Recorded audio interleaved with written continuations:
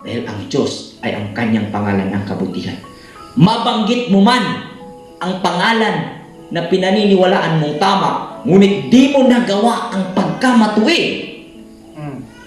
hindi makikinig o walang pagpapala na mangyayari. Amen po ba? Amen. Ang buwag ni Peter. Amen. Hindi ang Yahweh o Jehovah ang pangalan ang naging dahilan ng kasagutan sa panalangin. Ang dalisay na puso at pagsisikap na may matuwid na hangarin ang naging dahilan ng pagpapalang dumating. Amen. Dahil ang matuwid na puso at adhikaing pagkamatuwid, iyon ang tamang pangalan na dapat mo maging sasambahin sa iyong adhikain at iyong layunin. Amen po ba? Amen. Okay, magandang gabi sa lahat. Magandang gabi. Okay, so welcome po sa lahat ng mga manunood, sa ating mga kapatid na nasa live o manunood sa live natin. At sa ating mga kapatiran na nasa ibang bansa na makapanood po nito bukas, magandang gabi po sa inyo. At sa ating mga kapatiran sa Luzon, sa nina Susan Casabal, kasama nila Brother Ruel, sa bandang Rizal, at sa mga kapatiran natin na mga sunod sa ating pag-aaral na nagdami account na hindi natin nakilala. Hindi na po importante kung magpakilala o hindi. Ang importante po na naibahagi po natin sa inyo ang aming mga napag-aralan, at salamat sa inyong patuloy na pagpapakita ng suporta sa pamagitan ng pag-comment ng ating mga diskusyon. So, sa lahat ng kapatiran sa Cebu, sa bandang North, sa kina Sister yung taga North, Sister Muna, yung kapatid natin na nasa malayo sa bandang dulo ng norte. Okay, at sa lahat ng mga taga Negros, magandang gabi sa kanila, Sister Ann de la Cruz, yung mga kapatid natin na Naizini, Sister Dolores, at sa lahat ng ating mga kapatiran dyan, si Brother Joel. Okay, so salamat sa Panginoon at tayo muling nagkakaroon ng pribilehiyo upang talakayin ang aklat ng Korinto. Ngayon po ay nasa chapter 8 po tayo. Pero bago po tayo magpapatuloy, tingnan natin ang opening prayer ng ating kasama, Brother Elder Peter. Magampo ta mga igsoon, itong namang amahan, ining kagabihon kami nangaliw po, nangamuyo, na kami ng dagan, magiyahan, sa among pagtuon sa 1 Korinto, nga kini maghatag kanamo og dugang kalig-on mga pagtulunan o kadasig sa among tagsa-tagsa ka kinabuhi. Amahan, usab ang katong gusto nga malabdagan, iwagi ang ilang tagsa-tagsa ka kasing-kasing o limpiwa o pasayloa kami sa mga sala aron kami maangayan diha kanimo sa among mga pagtuon sa matag adlaw. Amahan ang tanang dungog imaya diha lumagan kanimo pinagi sa mong bugtong anak nga kipaila ka namo among Misaya Yahushua. Amen. Okay, salamat Brother Peter. So, bago tayo magpapatuloy sa chapter 8, muli po nating balikan ang ilang naging highlights po ng ating natalakay last Friday. So, tungkol po iyon, ang naging pinaka-highlight po roon ay ang asawa. Okay, so, naging ni Apostol Pablo roon, ang kanyang pangaral tungkol sa kung paano ang lalaki ay makaiwas sa immoralidad. Dahil nga yung pinaka naging point dito sa kanyang sulat sa mga taga-Korinto ay kasi nga nagkaroon ng immoralidad. Ang mga sa mananampalataya po roon na kung saan yung asawa ng tatay niya ay naging asawa rin niya. Kaya nagpayo si Apostol Paul na mas maigi ang lalaki ay hindi hipo sa babae. Gayunpaman, nagkaroon ng maraming payo si Apostol Pablo sa mga mananampalataya roon at naging ano po natin ang topic na allowed ba na makipaghiwalay ang lalaki na asawa sa kanyang asawang babae.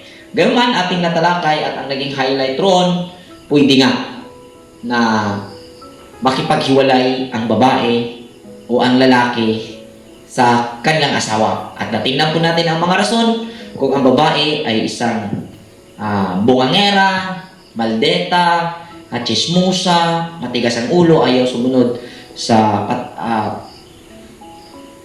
ginawang patakaran ng asawa para sa ikabubuti, ay ang abiso sa sira ay pahiwalayan. Gayunpaman, binaliktad po natin, tinignan po natin ang patas na diskasyon, nakita po natin na hindi po porke bungangera yung asawa, maldita, marites, matigas ang ulo, ay kaagad ang desisyonan na mayroon ng karapatan si lalaki na makipaghiwalay sa kanyang asawa.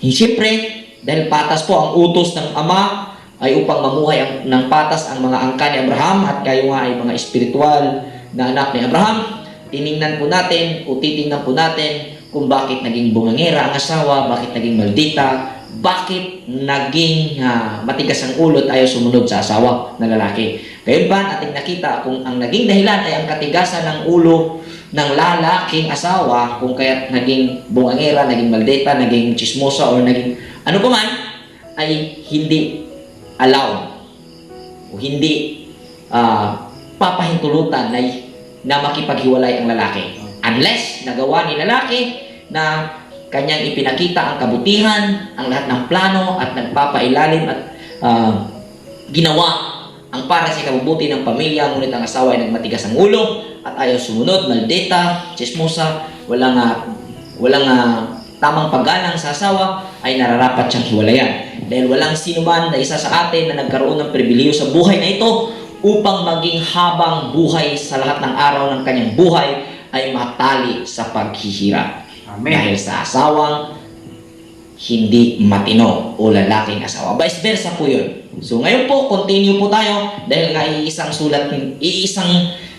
sulat lang itong Corinthians from chapter 1 to last chapter, iisang sulat lang po ito ni Apostle Paul. Continue po natin at ito po tatalakayin natin ngayon ay ukol po ito sa mga pagkain. So simulan po natin. Okay, so verse 1 to verse 3. Sabi po dito, continue po ito, tungkol naman sa mga pagkain inihandog sa mga Diyos-Diyusan. Alam natin, may kaalaman tayong lahat. Ang kaalaman ay nagtutulak sa tao na maging mapagmataas. Subalit, ang pag-ibig ay nakapagpapatatag. Ang nag-aakalang may nalalaman siya ay hindi pa nakakaalam ng dapat niyang malaman. Ngunit kilala ng iluhim ang sinumang umiibig sa kanya. Okay? So, sabi ni Apostol Pablo tungkol sa pagkain na inihandog sa Diyos-Diyusan. Ayon nga sa komentary ng mga scholars, kung atin pong mapapansin ang first page ng Corinthians, ayon po sa komentary roon, ang Korinto noon sa kapanahunan ni Apostol Pablo ay talamak po roon ang sekta. Kumbaga kung termino sa atin ngayon, mga grupo ng mga reliyon. At kung saan may mga pag-aalay na ginagawa tulad ng mga pista. Na kung saan ang sabi ni Apostol Pablo tungkol naman sa mga pagkain inihandog sa mga Diyos-Diyusan, alam nating may kaalaman tayong lahat. Bilang Jewish practitioner o Judaism practitioner, sabihin man natin na Pharisees practice ang pinatutungkulan ni Apostol Pablo dito, Brother Peter.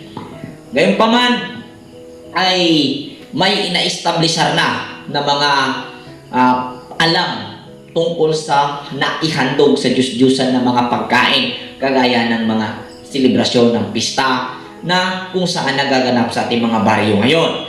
So ngayon, ang sabi ni Apostol Pablo, may kaalaman tayong lahat. Dahil nga ang kaalamang ito ay nag-uugat sa Deuteronomy, nag-uugat po ito sa Exodus chapter 34. So mamaya natin babasahin, no? Ang Exodus. So ang atin lang pong ipinakita na ang pinatutukulan ni Apostol Pablo, ang kaalaman na sinasabi niya rito ay ang bitbit ng mga membro o kaanib dito sa Corinthians o sa Assembleya ng Corinthians, na kung saan may alam na ang bawat mananampalataya, no? So ngayon, ang sabi ni Apostol Pablo, ang lahat ng kaalaman ay nagtutulak sa tao na maging mapagmataas. Dito tayo mag-focus. Subalit, ang pag-ibig ay nagpapatatag. So, basically, kung ating titingnan, pag may alam ang tao, hindi malayong ang kaalamang iyon ang magdala sa kanya upang siya'y maging mapagmataas. Amin po ba? Amen. Madalas po, kung ating i-analyze ang pinatutungkulan ni Apostol Pablo dito, lahat ng may alam ay naghahanap ng kadibate. So, pagka may alam, isasalang sa debate o ang kanyang sarili ay isasalang sa debate. So, yun po yung mga may alam na tinutukoy ni Apostol Pablo dito, na kung saan sabi niya, ang kaalaman ay nagtutulak sa tao na maging mapagmataas. So, ang kaalaman na tinutukoy dito ay hindi po ang kaalaman na dulot ni Kristo, kundi ang kaalaman na tinutukoy niya dito sa itaas, na kung saan may kaalaman tayong lahat. Tungkol po sa established na kaalaman na naituro nga ng existing religion. Amin po ba? Amen. So, ang tinutukoy na kaalaman niya dito na nagtutulak sa tao na maging mapagmataas ay hindi po ang kaalaman na kung saan dala ni Kristo o dala ng awareness o dala ng Messiah. Subalit, ang kanyang pinatutungkulan, kung ating pong i-analyze ang sentence, ay ang kaalaman na sinabi niyang mayroon na tayo. So, yung existing dulot ng reliyon o dulot ng sektang kanilang kinaaaniban. Amin po ba? Amen. Kailangan po tayong maging mapagsaliksik. Okay, so, yun po yung kaalaman na maging sanhi ng pagmamataas. Dahil po kung ating titingnan, sa ating kapanahonan, Brother Peter, sa debate, kanya-kanyang bitbit ng kaalaman tungkol sa kanilang estado, sa naging standard na ginawa na pangunawa, na kung saan naging pundasyon ng kanilang tinatawag na doktrina o kaya tinaitayo ang kanilang samahan o sekta. Gayunpaman, ang sabi niya, ang pag-ibig ay nagpapatatag.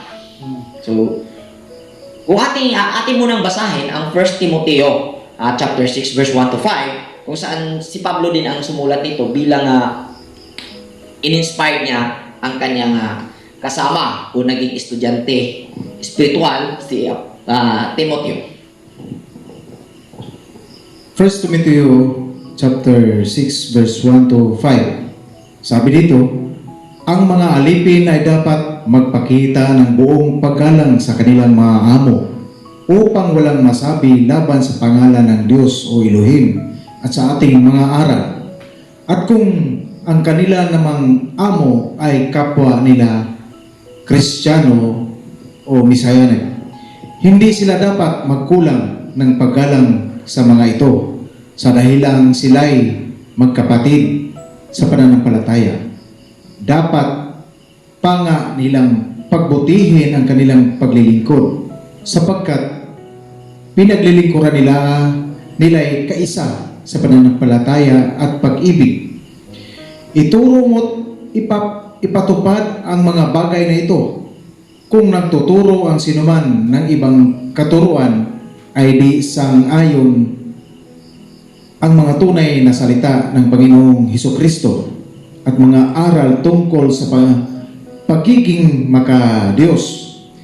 Siya ay nagyayabang ngunit walang nalalaman.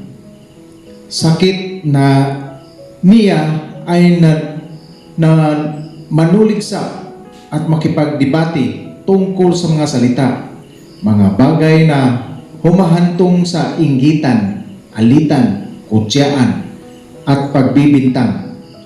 Verse 5, mahilig din siyang makipagdebate sa mga taong baluktot ang pag-iisip at di kumikilala sa katotohanan. Ang akala ng mga ganitong tao ay paraan ng pagpapayaman ang relihiyon. Amen. Amen. Okay? Itong sinabi ni Apostol Pablo, kaya't may nagdebate kung ating titingnan ano ang ugat ng kanilang pagdidebate sa kasaysayan na naiulat nga ni Apostol Pablo dito at nagpayo siya kay Timoteo na patupad yung mga ganon na kailangan maging marespeto. At sa bandang dulo, ang sabi niya, pag may nagtuturo, ang sabi dito, ituro mo at ipatupad ang mga bagay na ito. Kung may nagtuturo, ang sinuman ng ibang katuruan at di sang-ayon sa mga tunay na salita ng Panginoon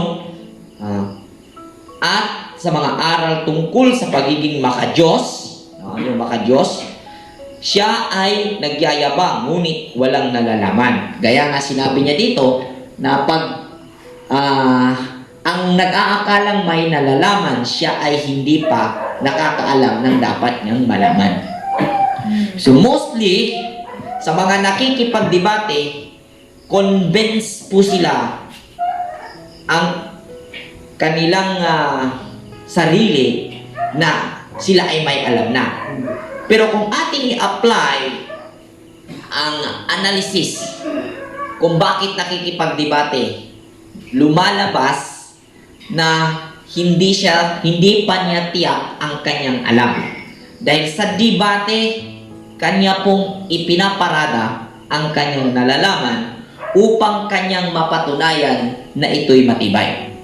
Bagkus, kung ikaw ay tunay na nakakaalam, hindi ka makikipagdebate. Bakit? Ang tunay na may alam, hindi kailangang iparada ang kanyang nalalaman upang mapatunayan na ito ay katotohanan. Amin po ba? Tulad na lang ng ikaw ay nagkakaroon ng isang relo. At dahil sa ikaw ay nasa mababang level ng pamumuhay at yung relo na pinagmamay-ari ay masyadong mamamahalin. Kumbaga, ito'y branded. Tawagin natin example na lang, Rado. Pag nakikita ito ng mga barkada at mga kasama mo, hindi ka paniniwalaan dahil ikaw ay hindi mayaman at nagkakaroon ka ng ganong relo. At kahit patotoo yun, sasabihin nila na hindi totoo. At kung ikaw na nagkaroon ng ganoong bagay na totoo at alam mong totoo talaga iyon, at kulang ka sa kaalaman, ay ang mangyayari, makikipagdebate ka, makikipag-argue ka. Bakit? Dahil gusto mong patunayan sa mga nagsasabi na hindi totoo, na totoo nga iyon. Pero ang tanong, ano ang maidagdag ng pagpapatutuo mo na totoo nga yung relo mo? Ano ang maidagdag sa pagkatao mo? At the end, wala. Amin po ba? Gayunpaman, kung nasa tamang kaisipan ka, sabihin man ng kapitbahay mo, kakilala mo, kabarkada mo, hindi totoo yung relo mo. Ngunit alam mo talagang totoo yun, ikaw mismo ang nakakumpirma na totoo yun, dahil ikaw ang may alam. Hindi ka mag-aksaya ng panahon, oras, upang patunayan sa kanila na totoo ang iyong relo. Gayunpaman, ganito din ang point ni Apostol Pablo, na pag ang tunay na may nalalaman ay hindi po nakikipagdebate para patunayan sa kanyang katunggali na siya ang tama at mali ang kanyang katunggali. Dahil ang ganong mga attitude ay hindi po makadiyos. Amen. Hindi po makatarungan. At reflection po ang ganoong attitude sa kanyang sarili kung saan hindi pa siya tiyak sa kanyang bitbit na kaalaman. Amen po ba? Amen. Yan po ang point ni Apostol Pablo. Hindi naman siguro maiwasan. Mayroon ding takot debate dahil wala siyang alam. Ibang usapan din yun. May mga may alam na hindi nakikipagdebate dahil kontento na sila sa kanilang nalalaman at sila mismo ang nakakaunawa na tama yun. At ganun din ang nakikita ko, hindi ako magsasayang ng oras upang patunayan ko sa sino man na ako ay tama. Sasabihin ko ang tama kung ako ay may oras, ngunit hindi ko sasayangin ang oras ko para patunayan ko sa iyo na tama ako at mali ka. Desisyon ng bawat nakikinig at i-aanalisa ang aking sinasabi at kung ito ay totoo, magiging benepisyado ka kung nauunawaan mo ito. Amin po ba? Amen. So na yun po. So, ang pag-ibig ay nakakapagpatatag. So, bakit? Sa anong paraan? So, basahin po natin ang 1 John chapter 4 verse 6 to 9. 1 John Chapter 4. chapter 4 verse 6 to 9. Ngunit tayo'y sa Elohim. Ang sinumang kumikilala sa Elohim ay nakikinig sa atin. Ngunit hindi nakikinig sa atin at sinumang hindi sa Elohim. Amen? Sa ganito nga, natin nakikilala ang Espiritu ng katotohanan at ang Espiritu ng kasinungalingan. Mga minamahal, mag-ibigan tayo sapagkat mula sa Elohim ang pag-ibig. Ang bawat umiibig ay anak ng Elohim at kumikilala sa Elohim. Ngunit hindi umiibig ay hindi kumikilala sa Elohim sapagkat ang Elohim ay pag-ibig. Inihayag ng Elohim ang kaniyang pag-ibig sa atin nang isugo siya sa mundo ang kaniyang kaisa-isang anak upang magkaroon tayo ng buhay sa pamamagitan niya. Amen. So, pag-ibig. So, marami po ang naglalahad tungkol sa pag-ibig. Ang akala ng iba, kahit pagka ikaw ay may pag-ibig, kahit masama, iibigin. Amen po ba? Ang point ko po, hindi po ibig sabihin na kinokondem po natin ang mga masasama o may gumagawa ng kasalanan. Case-to-case basis po yan. Kung yung masama ay uma-accept ng kanyang pagkakamali at handang magbago, humingi ng tawad at handang itama ang pagkakamali, dapat mong ibigin. Amen po ba? Amen. Pero kung siya ay arrogant at idinipensa ang kanyang pagkakamali at ayaw pang aminin at gusto niyong ipahid ang kanyang nagawang kasalanan sa iba, ay hindi mo dapat ibigin yun. Kailangan po magkakaroon ka ng pagkilala kung sino ang dapat ibigin sa masama. Amen po ba? Amen. Kaso nga lang, Brother Peter, sinisigaw ng mga masasama kung tunay na ikaw ay mabuti at may pag-ibig, ibigin mo ang kami na mga masasama. Yung po ang isinisigaw ng mga masasama. Madalas, ang humihingi ng pag-ibig na mai apply sa kanila ang pag-ibig ng mga taong may pag-ibig ay ang mga taong gumagawa ng kasamaan. Kaya kailangan po natin na magkaroon ng matiyag na pag-iisip at awareness upang atin pong maisagawa ang tama. Ang pag-ibig ay maibigay sa tamang iibigin. Amen po ba? Amen. Klarado po tayo dyan. Dahil ang pag-ibig po ay nagpapatatag. At kung iibigin mo ang masama ang isang taong arogante, natural po yun, hindi katatagan ang resulta. Kakapahamak po yan. Amen po ba? Simpleng analysis. Next. Okay, hindi pa pala. Ngunit kilala ng Elohim ang sino mang umiibig sa Kanya. So, sa punto dito, lumalabas na ang Elohim ay ang nakakilala sa tao na umiibig sa Kanya. Gayunpaman, tayo po ay nagkaroon ng pag-aaral na ang Elohim ay hindi po hiwalay sa tao. Amen. Dahil ang Elohim ay ang sistema na umiiral dito sa iyong capacity bilang tao. Sana'y malinaw ito at atin po itong napag-aralan sa mga nauna ng chapter na ating natalakay. Kaya may ganitong explanation si Apostol Pablo. Kaya muli ko ipapaalala, ang pagtatalakay na ginawa ng Torah Community ay hindi po base sa nakasulat lamang. kundi inaral natin ang nakasulat dito at ito ang binabaybay natin upang tingnan kung ano ang estado ng kaisipan ng sumulat nitong si Apostol Pablo, ano ang kanyang pagkaunawa tungkol sa Elohim at tungkol sa tao. So, pagka sinabing, ngunit kilala ng Elohim ang sinumang umiibig sa kanya, nagpahiwatig na ang Elohim ay separate sa kanya. Ngunit sa maraming version, kung ating tingnan, sa ibang mga version, ang sabi po dito,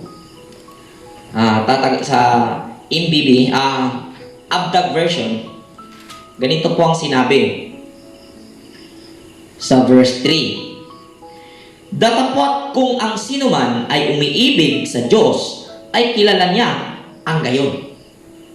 Magkaiba po siya. So, datapwat kung ang sinuman ay umiibig sa Diyos, ay kilala niya ang gayon.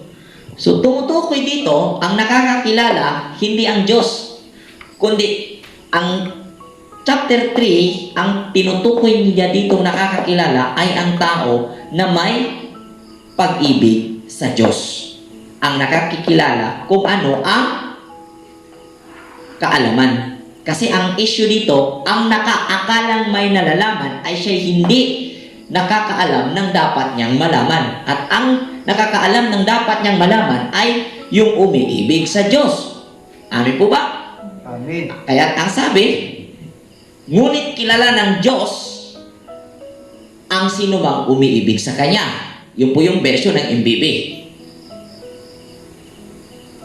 Pero, ito'y tema ng pangunawa ng translator na ipinasok na kung saan ang translator ay may pangunawa na ang Diyos ay hiwalay sa tao.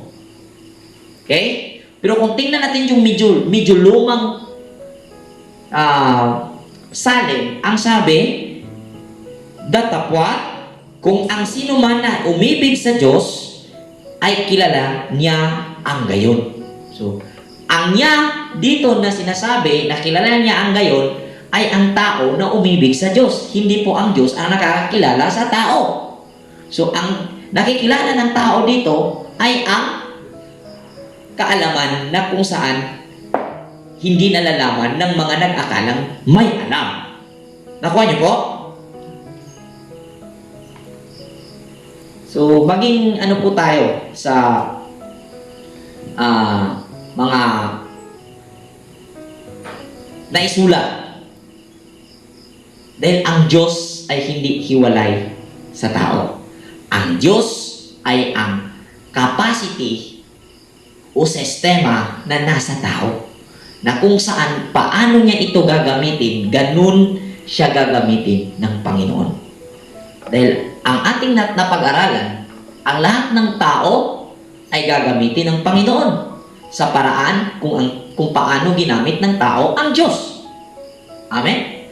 Amen. Okay, so, continue. So, sa verse 4, kagaya nga ng tungkol sa pagkain, inihandog sa mga Diyos-Diyusan. Alam natin, ang mga Diyos-Diyusan ay larawan ng mga bagay na di totoo at alam natin isa lamang ang Elohim. So, ang Diyos-Diyusan ay mga larawan ng mga di totoo. Hindi literal na larawan ang Diyos-Diyusan.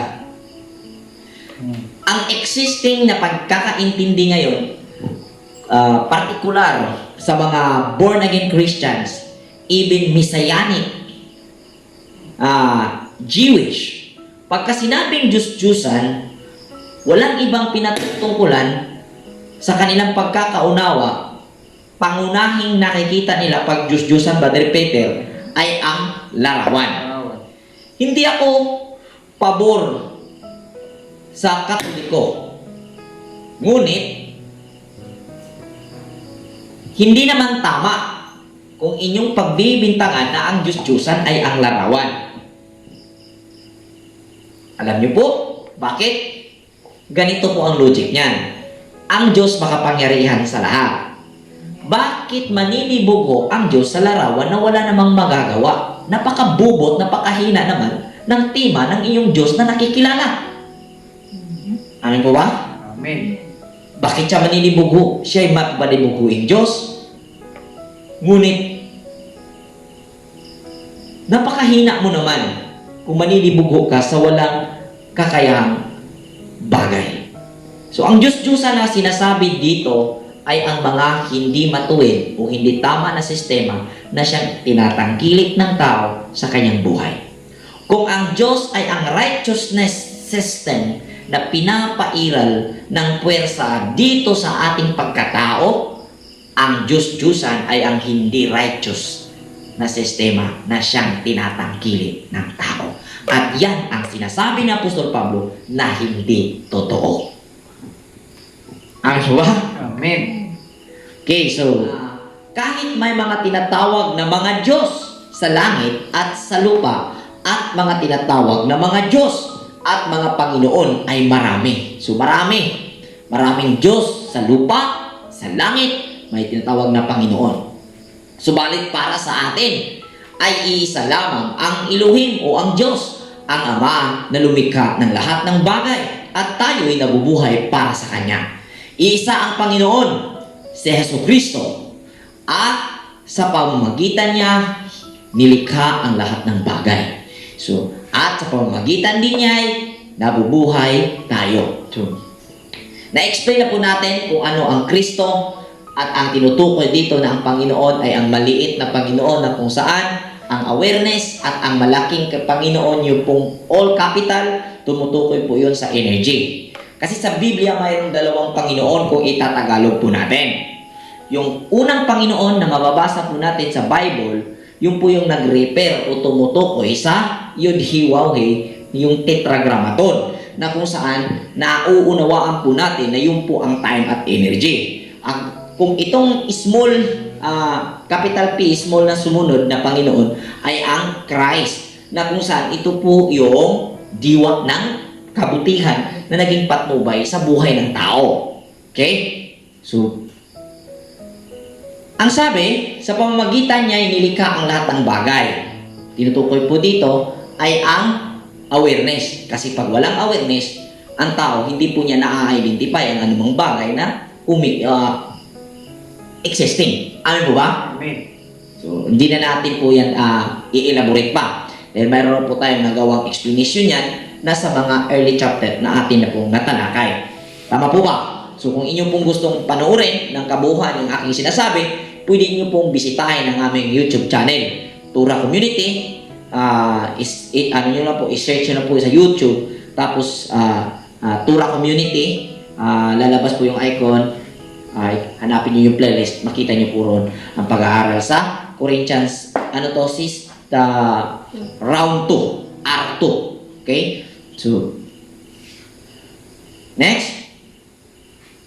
Muli nating balikan ang salitang Diyos. Ang Diyos ay hango sa Espanyol, Diyos. Tama po ba? So, wag na natin pag-usapan na ito ay ikangapagano. Ito po ay kinuha, alam na po natin yan, kinuha mula sa original na Hebrew na Elohim. Amin po ba? So, ang sabi ni Apostol Pablo, subalit para sa atin ay iisa lamang ang Diyos. Iisa lamang ang Elohim. Gayunpaman, marami ang naniniwala, isa lang ang Diyos. Mayroong mga debating naganap nito. May nagpapatunay na isa lang ang Diyos, may nagpapatunay na marami ang Diyos. Ang salitang Diyos mismo mula sa Hebrong Elohim na plural. Kaya nga nagkakaroon ng debate. Dahil sa Diyos o Elohim, plural yan. Pero nagkaroon ng alitan, nagkaroon ng bangayan dahil nga Diyos iisa. Pero sa salitang Diyos, hindi isa. Yan po ay plural. So paano naging isa ang Diyos kung saan ito ay plural? Kung ating pong pansinin, iisa. Hindi po isa. Kaya po? Kung bibisayain po natin, nagkahiusa. Iisa, nagkahiusa. Wala mayroon nag-inusara. Amen? Dinhi nagka-bikil ang Trinitarian o Oneness. Okay?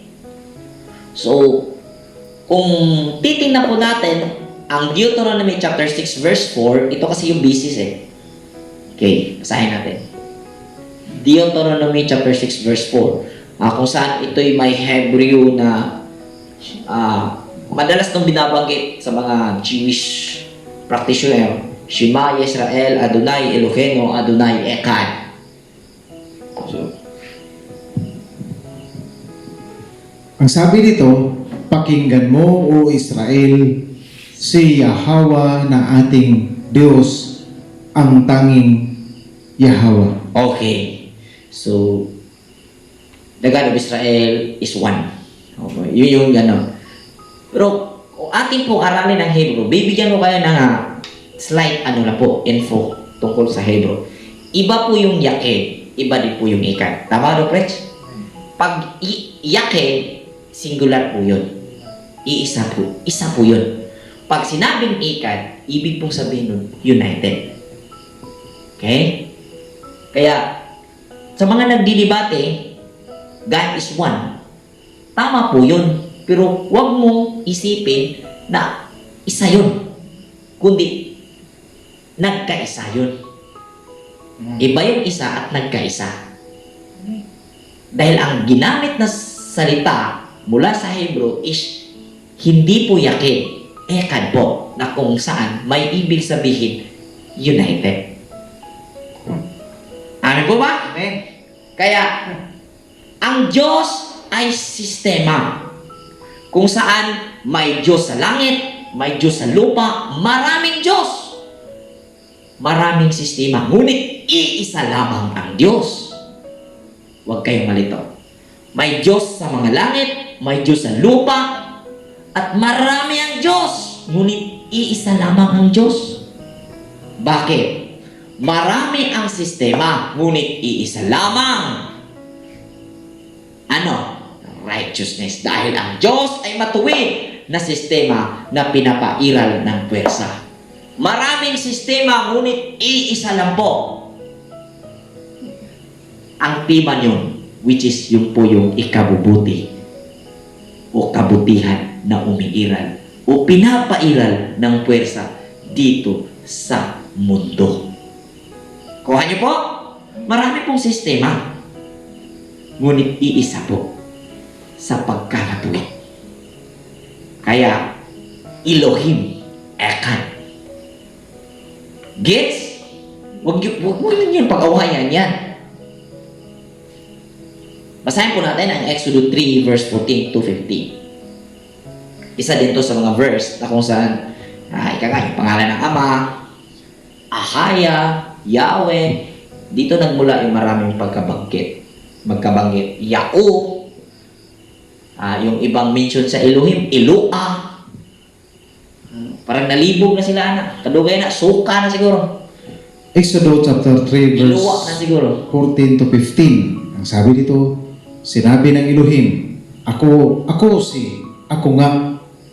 Sabihin mo sa mga Israelita na sinugo ka ng Elohim na ang pangalan ay ako nga. Verse 15, sabihin mo sa kanila na sinugo ka ni Yahweh ng Elohim ng inyong mga ninuno, ang Elohim ni na Abraham, Isaac at Jacob. At ito ang pangalan itatawag nila sa akin magpakailanman. Ang pangalan niya ay ako nga. Di mo ito lubos maintindihan. May pangalan bang ako nga? Kung hindi mo aaralin paano ito naganap, ang senaryong ito sa buhay ni Moses, hindi mo ito maintindihan. Kung ang pag-iisip mo ngayon, naganap ito through physical voice, nag-reveal kay Moses, "Oh Moses, ako nga, ang Diyos ng iyong mga ninuno." Ito ay nagaganap through senses ni Moses. At nalalaman niya ang sistema ng kabutihan, ang Elohim. At yun ang naging sinunod ng kanyang mga ninuno. At ang kanyang pangalan ay ang kabutihan na pinapairal ng puwersa dito sa creation. Marami ngayong pangalan po ay hindi po yan pangalan na binabanggit na kung saan iniisip ninyo na ang Diyos ay may tamang pangalan at kung babanggitin mo ang tamang pangalan, lilingon siya at bibigyan kanya ng pagpapala. Napakahinang Diyos niyo kung ganon. Kumbaga, ang sabi nga kasi, ito yung mga pilosopo, ang ngalan daw ng Diyos, palagay natin, Yahweh or Yahawa. Pagka tinawag mong Jehovah, hindi daw lilingon. Brother Peter, ganito daw yung Diyos, nanalangin ka. Oo, Panginoong Jehovah. Tapos, ang tunay doon na pangalan, sabi ng mga Yahawa believers, Yahawa. Kasi nga, Jehovah yung sinambit mo, ngangailangan ka ng tulong, hindi ka mapapakinggan. Ika nga, hindi mo nga nabanggit ng tama ang kanyang pangalan dahil ang tunay na pangalan niya, Yahawa, Jehovah namang binanggit mo, di walang lilingon na Diyos, walang lilingon na Panginoon. Tama po ba? Ganun po ba kahinang Diyos ninyo? Ha? Di nga, tinawag mo Yahawa, claim naman ng mga taga-Yao, Brother Peter, Yao nga yung pangalan. Oo, Panginoong Yahawa, dinggin mo ang aming panalangin. Bigyan mo kami ng pagpapala. Kasi nga, Yao nga yung pangalan, sabi ng mga Yao, hindi rin lilingon. Dahil mali yung banggit mo. Yahawa yung banggit mo, Yao naman tunay niyang pangalan. Ulitin ko, napakahina ng inyong Diyos. Ngunit ang Diyos ay hindi po mahina. Lumalabas, ikaw ay may mahinang pangunawa tungkol sa Diyos. Amen. Nagets? Klaro. Hindi mahina ang Diyos. Hindi mahina ang lumalang sa langit at lupa. Pero kung gano'n ang iyong ipapairal na eksplanasyon, mahina ang Diyos mo. Ngunit hindi po ako papayag na mahina ang Diyos. Mahina ang iyong pangunawa tungkol sa Diyos. Yun ang tama para sa iyo. Dahil ang Diyos ay ang kanyang pangalan ng kabutihan. Mabanggit mo man ang pangalan na pinaniniwalaan mong tama, ngunit di mo nagawa ang pagkamatuwid, hindi makikinig o walang pagpapala na mangyayari. Amen po ba? Amen. Ang buwag na ni Peter. Amen. Patistimonihin mo yung mga taong may pagsisikap at may dalisay na puso. Anuman ang pangalan na kanilang binabanggit, nagkaroon sila ng pagpapala. May testimony ang mga Jehovah Witness. Dahil sa pangalan na yun, tinawag nila sa pangalang Jehovah, nakinig ang Diyos. May mga testimony ang mga Yahweh believer, nakinig ang Diyos. Sa tingin nyo ba, nagbibiro sila na nakinig sa kanila ang Diyos habang tinatawag nilang Yahweh na pangalan? Hindi. Nung tinawag nila ang Jehovah na pangalan, nung nanginig sa kanila at nabigyan sila ng pagpapala, nagbibiro sila sa kanilang pagtitestimony? Hindi. Ngunit gusto kong ipaintindi sa inyo, hindi ang Yahawa o Jehovah pangalan ang naging dahilan ng kasagutan sa panalangin. Ang dalisay na puso at pagsisikap na may matuwid na hangarin ang naging dahilan ng pagpapalang dumating. Amen. Dahil ang matuwid na puso at adhikaing pagkamatuwid, iyon ang tamang pangalan na dapat mo maging sasambahin sa iyong adhikain at iyong layunin. Amen po ba? Amen. Huwag niyo namang gawing bubo yung Diyos. Ika nga, even the prayer sa mga wicked ay kinamumuhian ng Diyos. Magkuha tayo ng example during sa New Testament sa mga anak ni Sceva. Ito po yung nangyari sa Book of Acts. Dalawang anak ni Sceva. Anak po ito ng mga pare. May demon possess. Sabi nila, "Oh, Satanas, o Diablo, demonyo, lumayas ka sa pangalan ni Jesus na ipinangaral ni Pablo." Jesus sa Bibliang binasa natin. Ngunit naka-address sa ipinangaral ni Pablo at ng mga apostoles.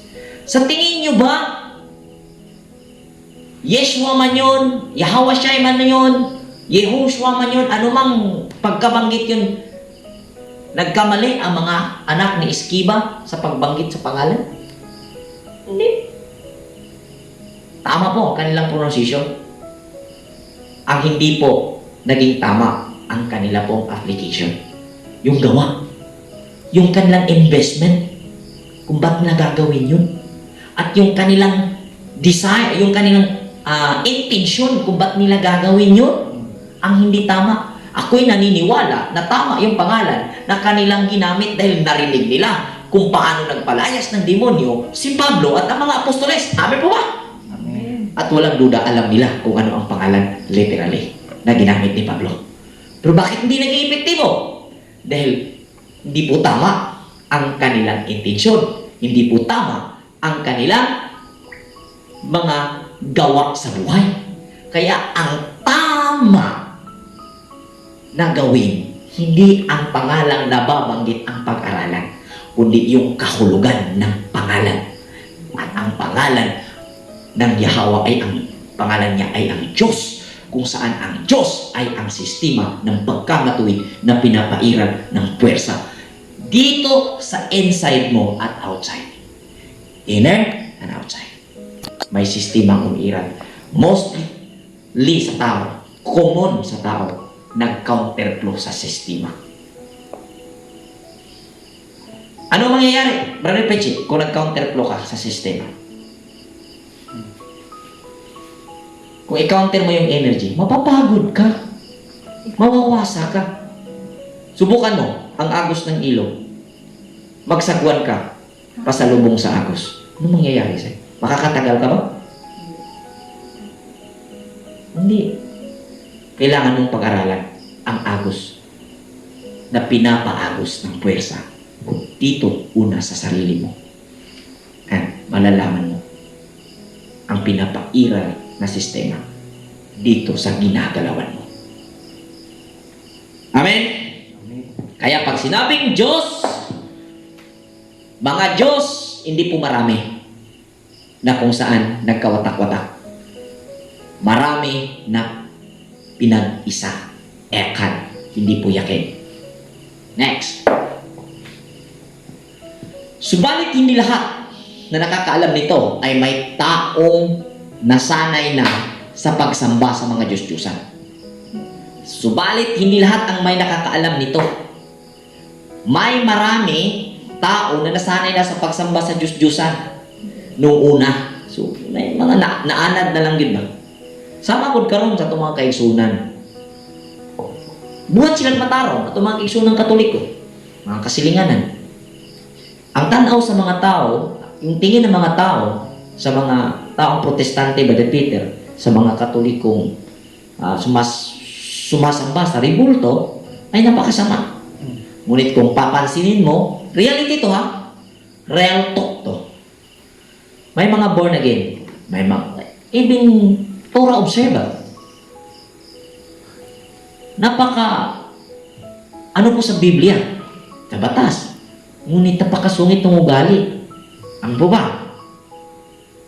May mga sumasamba sa Diyos-Diyusan. Katoliko, Brother Pritzi.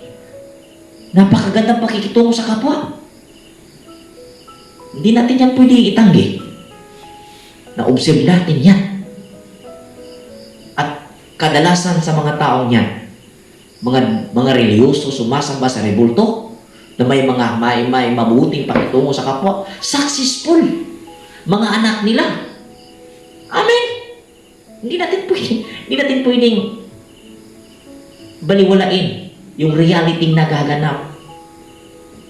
Dahil ba sa rebulto sinasamba nila?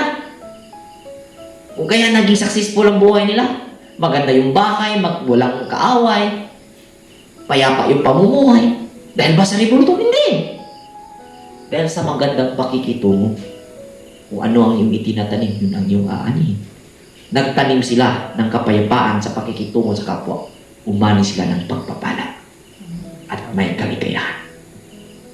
Amin po ba? Yun yung nasanay na sa pagsamba sa Diyos-Diyusan nung una pa. Nagets? Huwag Huwag maging one-sided. Kaya hanggang ngayon, kapag kumakain sila ng ganong pagkain, inaakala pa rin nila na iyon ay handog sa Diyos-Diyusan. So, tukoy naman ni Pablo dito ay ang mga taong may alam na tulad ng mga taong nakabasa na bawal kainin yung mga naihain sa pista ng Diyos-Diyusan. So, pag kumakain sila, itong mga nag-celebrate na mga palagay natin, mga matitino, sagol na, halo na, hindi, ay tinitingnan ng mga may alam kuno na kinakain nila yung mga pagkain na ihandog nila sa Diyos-Diyusan nila. So, dahil kulang pa ang kanilang kaalaman, ang akala nila ay nagkasala sila kapag kumain sila niyo. So, buong akala ng marami na kung kakain ang isang Bible believer o Torah believer sa naihain sa pista, buong akala nila kapag kumain sila ay nagkasala sila. Linawin natin ha. Ang akala nila ay nagkasala sila kapag kumain sila. Tingnan niyo yung tema ni Pablo. Ang akala nila. Ibig sabihin, akala lang ng mga naniniwala sa Biblia na may sinasabi siya sa first verse na chapter 8 na kung saan may alam tungkol sa usaping pagkain na naihandog sa Diyos-Diyusan. Akala na nagkakasala na pag kumain ka sa naihandog sa Diyos-Diyusan, mga pagkain nagkasala na. Ngunit, sabi, ang pagkain ay walang kinalaman sa katayuan natin sa harap ng Diyos. Ang pagkain ay walang kinalaman sa katayuan natin sa harap ng Diyos. So, ang pagkaon di ay way kalabutan. Walang kinalaman. So, ibig sabihin, hindi bawal ang kumain sa pista. Kapamista, di ba ni Brad? Oo ba? Ang pagkain ay walang kinalaman sa katayuan natin sa harap ng Elohim. Walang mawawala sa atin kung hindi tayo kumain ng ganong pagkain. At wala rin kabutihang maidudulot sa atin kung kumain man tayo niyan. So, kung kakain ka sa naihandog sa pista, hindi rin makakasama sa'yo. Hindi rin makakabuti sa'yo. Kumbaga, as is lang. Kung ano ikaw, yun na talaga ikaw. Ngunit, linawin kong pagkain ha. Pagkain pong sinasabi dito at ang nagsasalita si Apostol Pablo. Hindi po Cebuano. Kasi sa Cebuano kasi pagkain. Okay, soon. Pag kasi pagkain ang pinag-usapan, pangunahin na pulong litsong baboy. Hindi po Cebuano si Pablo. Ang pagkain niya tinutukoy ay ang pagkain Hudyo. Pagkain ng mga Israelita. Hindi po pagkain ng Cebuano. Huwag nyo namang i-apply ng Cebuano pag-iisip ninyo. Pagkain ng Pilipino. Hindi po. Pagkain ng po mga Hudyo. Klaro ha? Klaro. So, yun. So, walang mawala sa atin. Pagkain. Ngunit, mag-ingat kayo. Baka, ang paggamit ninyo sa kalayaang kumain ng anumang pagkain ay maging sanhi ng pagkakasala ng mahihina pa sa pananampalataya. So, nilinaw ni Apostol Paul sa mga mananampalataya roon na hindi kasalanan ang kumain sa pista o sa mga naihain sa pista.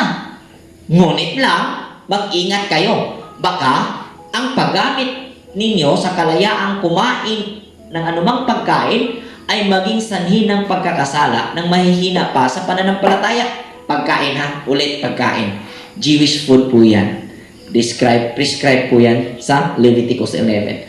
So, di makapandol, di makakatisod sa may mahina pang pananampalataya. So, kung ating i-analyze yung sinabi ni Apostol Paul Bader Preach, kung malakas ang iyong pananampalataya, may pangunawa ka na sabi ni Apostol Pablo, pwede kang kumain sa naihandog sa pista. Pero ayaw lang pakita sa mga bag-o pas kaoban sa pagtao. Pero ginana no? Ginana ba? Ginana. So next, tanaw na to ang verse. So, kailan o saan nagbase yung sinabing kaalaman? Ito na yung sinabi ko kanina sa Exodo. Saan nakabase yung kaalaman na tinutukoy na ni Apostol Pablo sa verse 1 na mayroon na sila?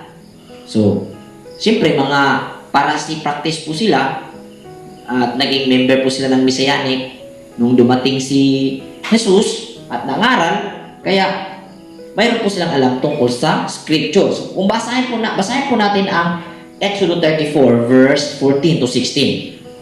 Huwag kayong sasamba ng ibang Diyos sapagkat akong si Yahweh ay mapanibukhuing Diyos. Huwag kayong gagawa ng kasunduan sa mga taga roon. Baka mahikayat nila kayong kumain ng mga handog sa kanilang mga Diyos-Diyosan. Kapag sila'y sumasamba sa mga ito, huwag ninyong hayaan na ang mga anak ninyong lalaki ay mag-asawa ng babaeng taga roon. Baka mahikayat sila na ang ng mga ito na maglingkod sa kanilang mga Diyos-Diyosan. Okay. Okay, so dito nga nakabase na hindi pwedeng kumain sa naihandog na sa Diyos-Diyosan. Ngunit kailangan po nating ianalisa. Ang sabi dito, huwag gagawa ng anumang kasunduan sa ibang mga tao sa lugar na kanilang pupuntahan. Mayroon pong ginawang pag-aaral ang Torah Community lead by Brother Alban Humawas sa every Sabbath at nagkaroon po tayo ng explanation tungkol po dito kung ano ang mga tao na sinasabi dito at ang lupain na kanilang pupuntahan. Ayon din sa ating explanation, ang lupa na uuwian ng tao na sinasabing flowing with milk and honey ay hindi po ang literal na Israel na lupa na kung saan yun ang paniniwala ng marami. Ang lupa na iyon ay mismong ang katawan na kung saan ka ngayon nakikinabang. Ano ba ba? Yun po yung lupa. Hindi nyo ito malunok, hindi mo ito matanggap, it's up to you. At ang tao na tinutukoy dito na dayo sa lugar na ito ay ang ibang mga pag-uugali. Refer to Amalekites, Hibita, Jebusita, Amoryo, na kung saan mayroon itong katumbas na kahulugan na kung saan mga pag-uugali ito na hindi matuwid. Ito po yung Diyos-Diyusan. Opposite po ito sa matuwid na pag-uugali.